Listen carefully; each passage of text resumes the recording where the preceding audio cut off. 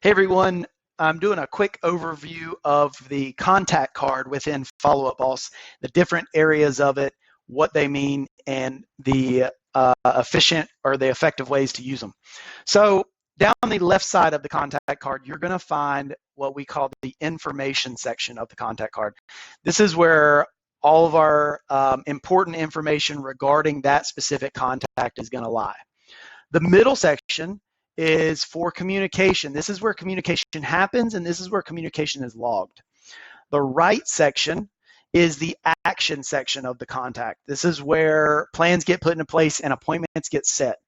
On this video, I'm going to do I'm not going to do a deep dive into Follow Up Boss best practices right now. I just want to give you a quick overview of what it is, what it means, and where it's at. So down this left side, we're going to see the information section. So we're going to have the name. We're going to have important contact information of how to get in touch and a hold of this person. So we're going to have phone number, email address, and if applicable, then we're going to have their mailing address. We should always strive to get mailing addresses, even with renters, into our database, because that's how we send our 8x8 touch campaigns to them. Next, moving a little bit further down, we're going to have background. This is just going to be quick information about how we know this person, why they're in our system, and maybe a quick idea of what their goals are. Just so we can just pop in here and say, okay, I know exactly who this is. I know they're, I know what's going on with them. Moving further down, this is, if I could say, the most important section of the contact is the detail section, and keeping the detail section updated. There's so much that happens here.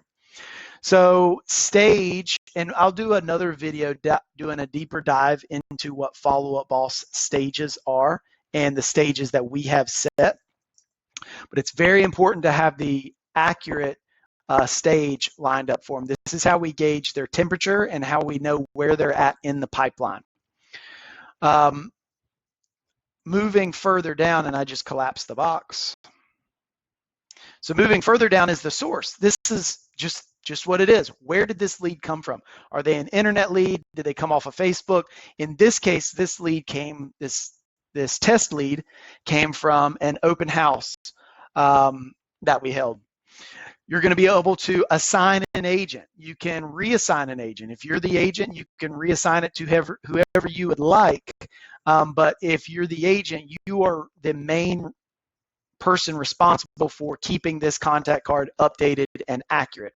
So in this example, Landon Stone is in charge of this lead. Moving further down, we can put lender information. We can put price point information if they're looking to buy. And then the next part are the tags, and this is also very important. Tags, we have automation in place, so it's very important to keep these tags updated as well. For instance, if we put a buying tag, we met this person at open house, they said they were interested in buying, they also said they have a house to sell. That's why you see both buying and selling tags on there. This is, you would put Summerfield, that would be either they're wanting to move to Summerfield or they have a house in Summerfield. Either way, it notifies us that they have something to do with Summerfield. And then SNU is just DTD2. That's a follow-up system that we use. And I'll go into our DTD2 system on another video as well. So for this example, another thing I want to make clear, when we have the buying tag on there, there are things that happen in the background that help us, automation in the background that help us stay in touch with these leads outside of Follow Up Boss. So by adding that tag to this contact, there are other things happening in the background. So it's very important, if this person is not buying, we would not have the buying tag on there. So those background things do not happen, and it just keeps confusion out of the entire process. Moving further down, custom fields are just that. Custom fields are more detailed information that we have about this contact. Who their spouse is, what their child's name is, spouse's birthday, any information that we can use to reference and build further conversation and further rapport with these contacts would lie over here. referred from, this is important. If we get the referral from another agent, we would put the agent's name that referred us this lead in here, so we could reference that in the future and reach out to that agent and thank them at a later date. If we referred this out, say this was in another market center and we referred this out, we would write the agent that we referred it to. So whenever it falls back into our follow-ups, we can say, okay, you know, we referred it to that agent. Let me give that agent a call and kind of see where they're at in the process. That's the entire information section that you need to worry about. Down at the bottom, you will see the social profiles. If a social profile is found online, Google, Facebook, Instagram, something like that, it may appear down there. So now let's talk about the middle column, the communication column. This is where all of your communication happens. You email from this section, you text from this section, you call from this section, and you can reference all of your previous communication from this section. So creating a note is just that. You can create a note about the contact, and you can also, this is really cool, you can also mention other agents or other ISAs or other members of our team to notify them of something that needs to be done. So I can come in and I can say, at Landon Stone, please send listing docs. And whenever I'm not going to create that note because I don't want to notify Landon of this test lead needing docs. But when I click create, it will notify Landon, and Landon could see the communication down here. I'll actually just take him out and create the note, and you can see the note forms down here. Same thing with texting. So a couple of things with email and text. You'll notice over here in the information, I've got 2 phone numbers and 2 emails, one for Sue, who is the main person on the contact, and one for her spouse, Joe, that I got his information as well. Likely Joe is probably going to be a separate contact, and then we would merge them later. That's another, that's a deeper dive. I don't want you to get in the weeds on that just yet. But what I do want you to see is you can actually look at who you're communicating with. So if I wanted to send Sue an email and I wanted to send Joe an email, I can see Sue Seller and I can see her other email there, and I can add them in there. So now I can shoot out this email, test, send the email, and I can also have a copy of the email sent down here. Now I'm likely probably going to get a bad, you know, a kickback email saying that was a bad email address. But anyways, so moving forward, same thing with text messages. Look at who you're sending the text message to. It's always going to default to the phone number that is going to be in that number 1 slot. So always be sure you're checking who you're sending that to. And you just send that normally. You just come in and send the text, and it appears down here. Now, in this communication, you'll be able to search this as well. You can see all communication. You can look for specifically emails, specific text message, phone calls, notes written, things like that as you go. Another important thing, I do want to go back over here. It is important that if you're putting multiple spouse numbers in here, that you label that number. When they call and it pops up on your caller ID on your phone, this will actually, if Sue is calling me, it will actually say Sue with Sue Seller is calling. Or if Joe's calling, it'll say Joe with Sue Seller is calling. So it's important that you do label that. Also, just a tip for you, if you're wanting to edit the emails or the phone numbers, do not click directly on the email or the phone number. Otherwise, I'll show you, when you click on the email, it automatically starts an email template. Same thing when you click on the phone number. If you click the phone number, it automatically starts the phone call. So if you're going to edit any of that information, just click beside it. So remember that, click beside it. All right, so moving to the last section. This is the action section of the contact card. This is where all of the events happen. So this is where you set follow-up tasks. If you needed to, if you got them on the phone and they said, this isn't a good time, call me back in a week. You can come in here and you could say, requested callback.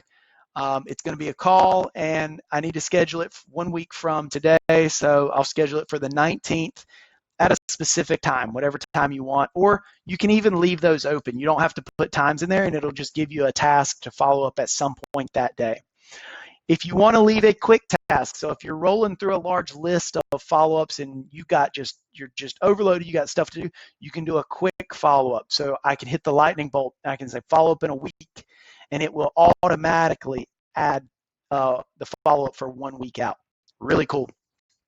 So appointments are just that. This is going to be for any face-to-face or like direct communication appointment that you would have. This could be a coffee or a lunch that you would have with someone and you were scheduling. This could be, we use them mainly for listing and buyer consultation set. So we would come in, title it, put a short description in there, obviously the appropriate times and locations.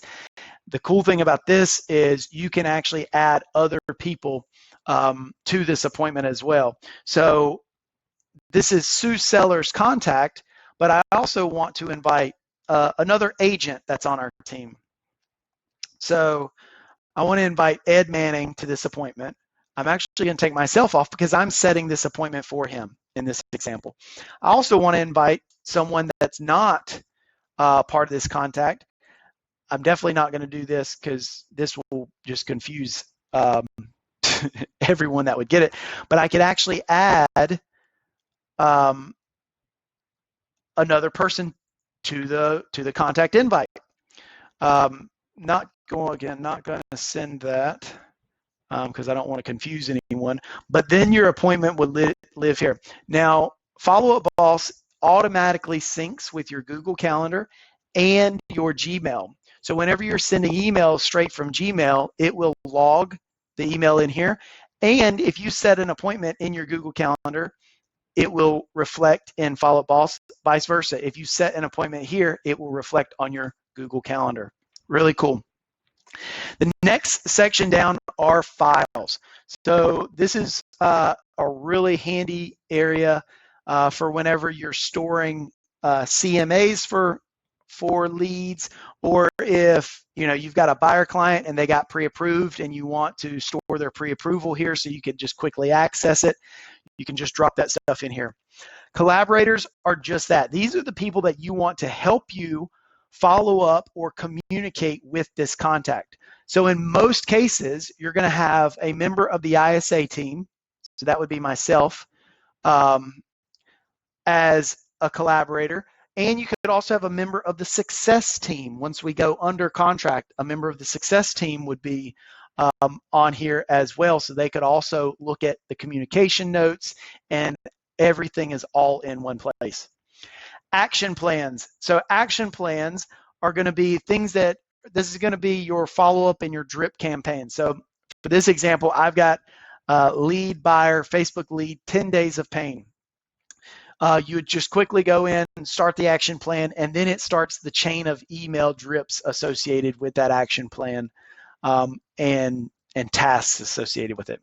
Deals, we'll do a deeper dive on that later. Don't really focus on deals right now, but deals would be if we have someone under contract, or we have a listing agency agreement with them, an agency agreement with them.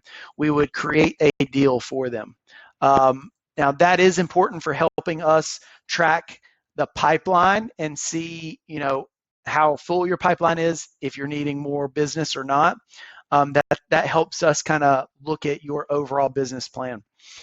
So that's the quick overview of the contact section or the contact card in Follow-Up Boss.